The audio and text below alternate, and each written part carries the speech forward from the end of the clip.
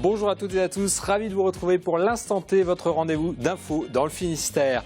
Nous avons choisi de montrer la voie plutôt que d'élever la voix. Cette phrase est celle d'un bénévole du Finistère qui s'engage pour aider les migrants à Calais. Alors Calais, ça paraît loin et pourtant beaucoup de Bretons font des allers-retours régulièrement pour apporter vêtements, nourriture et produits de première nécessité. C'est le cas de notre invité, Sébastien Chambre. Il repart dès ce soir dans le Calaisis pour un énième voyage pour apporter bien sûr du matériel mais aussi de l'humanité. On en parle dans un instant, mais tout de suite l'actu dans le Finistère. Pendant les vacances, une dizaine de jeunes créent des jeux vidéo tous les jours, accompagnés par une association et une start-up brestoise. Ils programment ces jeux. 3 animateurs conduisent l'atelier pas à pas pour créer cet environnement virtuel. Camille Pochet s'est rendue sur place pour voir le résultat d'une semaine d'expérimentation. Ils sont une dizaine et ils codent. Objectif, construire des jeux vidéo. Toute cette semaine, au patronage laïque Guérin, à Brest, ils profitent de l'expérience de 3 développeurs web venus d'Alsace. Ce vendredi, le petit groupe apprend à faire sauter son personnage. J'aimerais travailler là-dedans, dans les jeux vidéo. J'avais envie de découvrir en fait un peu l'envers du jeu vidéo. Ça fait partie de la vie un peu de tous les jours, mais j'avais envie de voir vraiment comment ils sont réalisés. Si certains étaient novices avant ce stage, d'autres connaissaient déjà bien l'univers du code. Ils approfondissent. On est avec des développeurs, c'est super intéressant. Créer des jeux vidéo, c'est quelque chose qui m'attirait déjà avant. Et puis, c'était une bonne occasion d'en apprendre un peu plus. S'asseoir devant un ordinateur pendant les vacances, Bilou, lui aussi, en aurait rêvé à leur âge. C'est le genre de choses que j'aurais adoré, évidemment, quoi. Et du coup, je suis content de le faire pour eux. Quand l'association brestoise Les Chats Cosmiques a contacté les 3 développeurs web, les Alsaciens ont tout de suite accepté de traverser la France pour faire découvrir leur plateforme de création de jeux vidéo. On leur montre le code on le projette, on leur explique, ils le reproduisent. Après, on laisse explorer la chose, essayer de modifier un peu les valeurs, bidouiller pour voir un peu ce qu'il y a à faire à part eux-mêmes. Pour les Chats Cosmiques, le pari est réussi. Pour Super Powers, toutes les dimensions nous convenaient, à la fois la dimension projet open source et la dimension c'est fait pour pouvoir collaborer tous ensemble. Donc on peut tous contribuer à notre manière. Si je ne suis pas très douée en code, rien ne m'empêche de faire quand même un petit dessin qui sera intégré dans le jeu, etc. Et chacun peut trouver sa place. Si le stage se termine ce vendredi, les Chats Cosmiques, eux, continuent leurs actions geeks. Pour les friands de nouvelles technologies ou pour les novices, rendez-vous le week-end du 27 et 28 février pour le FestiGeek. Jusqu'au mois de juin, la Chambre des métiers propose la Cité des goûts et des saveurs, une série d'ateliers pour découvrir le métier de cuisinier, mais également les bons produits. Ce mercredi, la cuisine était ouverte aux enfants et à leurs parents. Camille Pochet a assisté à ce stage animé par un cuisinier à la retraite. Au menu des vacances, la Cité du goût et des saveurs proposait mercredi un atelier cuisine pour ses enfants. Avec leurs parents, ils ont été accueillis dans les locaux de la Chambre des métiers à Quimper par cet ancien chef à la retraite. Je m'appelle Louis Cornet, je suis cuisinier depuis un peu plus de 40 ans et je profite de ma retraite justement pour faire passer mon savoir. Pendant une demi-journée, parents et enfants découvrent les recettes pour une cuisine en famille. Au programme, sucette apéritive sur lit de poireaux. Donc les oignons, ils deviennent un peu translucides. Donc quand ils sont à ce stade-là, tu verses tes poireaux dedans. Remue encore un peu, regarde là. Mets tout ça. Alors, si jamais ça va trop vite, il ne faut pas hésiter à baisser son feu un peu, d'accord ? Pour cet ancien chef, autrefois une étoile au guide Michelin, l'atelier, c'est transmettre une passion. C'est un réservoir pour l'apprentissage et de savoir préserver le patrimoine culinaire français qui est quand même un point important de la vie. La vocation de cuisinier, c'est le cas de cette jeune fille, peut-être futur chef. Parce que j'aimerais faire de la cuisine pour mon métier en fait. Cet atelier cuisine, c'est également le moment pour entretenir la relation parent-enfant. Ça permet de passer un moment entre mère-fille et puis en dehors de la cuisine familiale. C'est découvrir des recettes et des aliments qu'on n'utilise pas forcément tous les jours. Dans le cadre de la Cité des goûts et des saveurs, 11 ateliers sont organisés régulièrement jusqu'au mois de juin. La Cité du goût et des saveurs, c'est un réseau qui existe dans plusieurs départements, initié par les chambres de métiers et de l'artisanat. Et le but, c'est de faire la promotion des métiers de bouche, du bien manger, une certaine manière d'aborder l'alimentaire. Et le socle commun de ces cités du goût, ce sont les ateliers culinaires où les gens participent réellement, encadrés par un chef, à la création de recettes. Au programme prochainement, l'œnologie, les desserts, la cuisine sénégalaise ou encore les crêpes, les épices, le chocolat. Les ateliers sont ouverts à tous, dans la limite d'une quinzaine de places. Aider les migrants à Calais, certains l'envisagent, d'autres agissent. C'est le cas de notre invité qui repart dès ce soir à Grande-Synthe, à proximité de Dunkerque, pour apporter vivres, nourriture et humanité.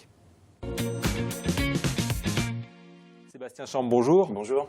Sébastien, on vous connaît sur TBO pour vos brefs de chambre. Vous êtes comédien et depuis peu engagé dans ce collectif Aidons les réfugiés Brest. Alors je citais cette phrase, nous avons choisi de montrer la voie plutôt que de l'élever.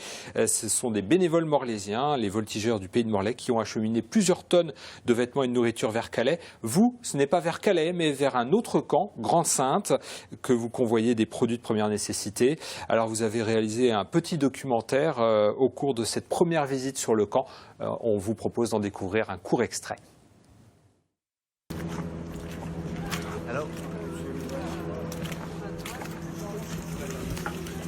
Ça, c'est un des seuls poteaux.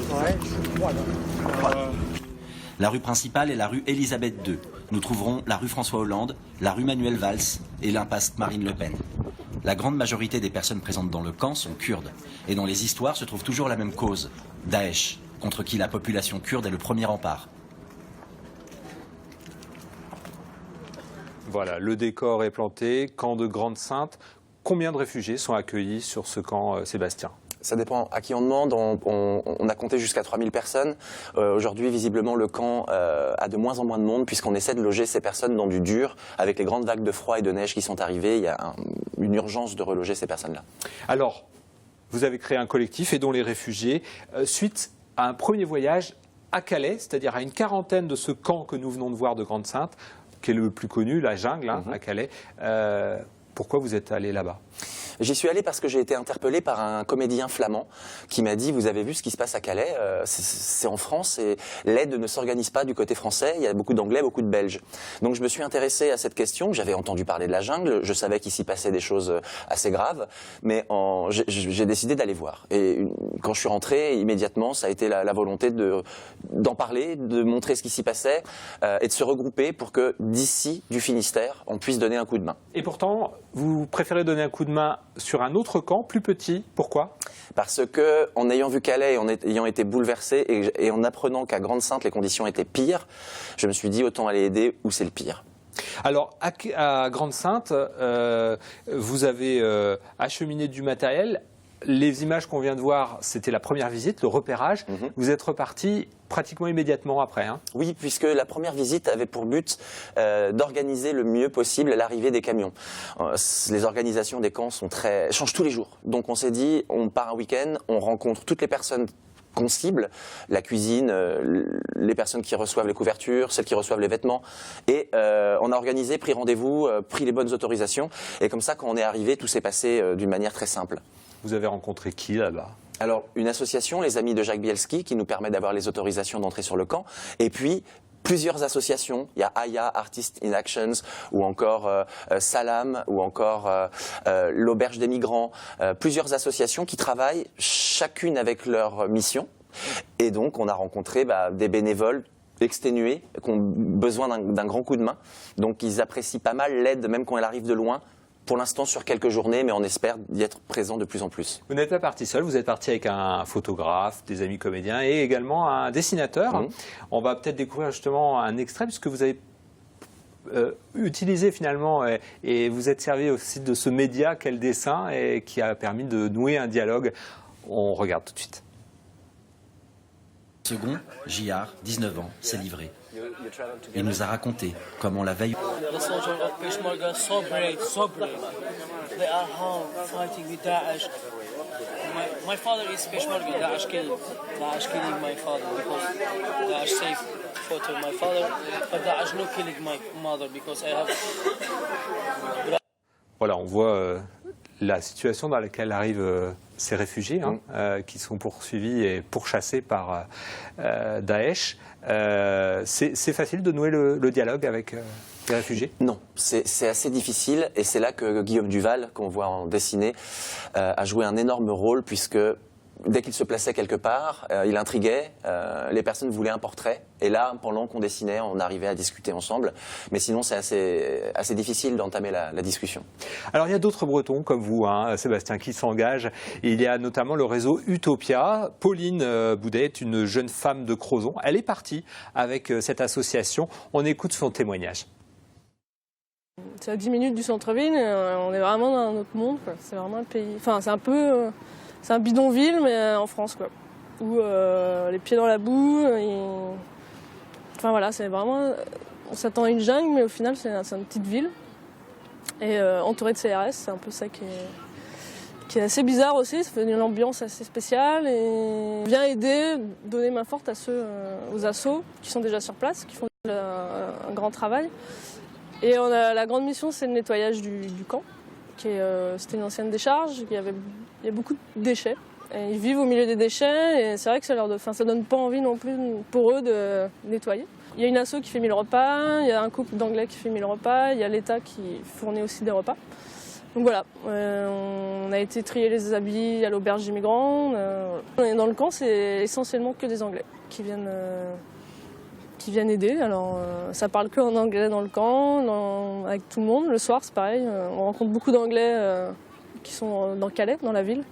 Voilà, Pauline Boudet qui a passé une semaine à Calais et qui s'apprête à y repartir. On voyait la dernière image, ce sont ces containers aménagés pour accueillir les migrants, puisqu'une partie de la jungle doit être rasée. Est-ce que ça va reporter le problème sur Grande-Synthe, selon vous, Sébastien? Alors, je ne sais pas, mais en tout cas, c'est tout le temps vraiment problématique de voir qu'on se pose la question de comment diminuer le camp et de raser avant de se poser la question de où on va loger les personnes. Donc oui, il y a des chances que des personnes aillent à Grande-Synthe. Ils espèrent que des personnes aillent dans les containers qu'on a vus, mais les containers ne sont vraiment pas bien vus du point de vue des bénévoles et des migrants. Sébastien, vous partez dès ce soir à Grande-Synthe. De quoi avez-vous besoin aujourd'hui et comment on peut vous aider? Eh bien, on a besoin d'argent puisqu'on finance les personnes qui vont donner des coups de main, les trajets grâce aux dons d'argent. On a une cagnotte Litchi qu'on trouve avec Aidons les réfugiés Brest. Donc en ligne? En ligne. Et on a besoin de temps, c'est-à-dire qu'on a un collectif de 80 personnes. Et on peut prendre contact en ligne avec vous, avec ces adresses. Et puis un site à venir aussi, aidonslesréfugiés-brest.org. Voilà. Merci beaucoup de nous avoir suivis. Bon courage, Sébastien. Merci. Et on se retrouve, nous, lundi pour un nouvel Instant T à 19h30. Bonne soirée et bon week-end.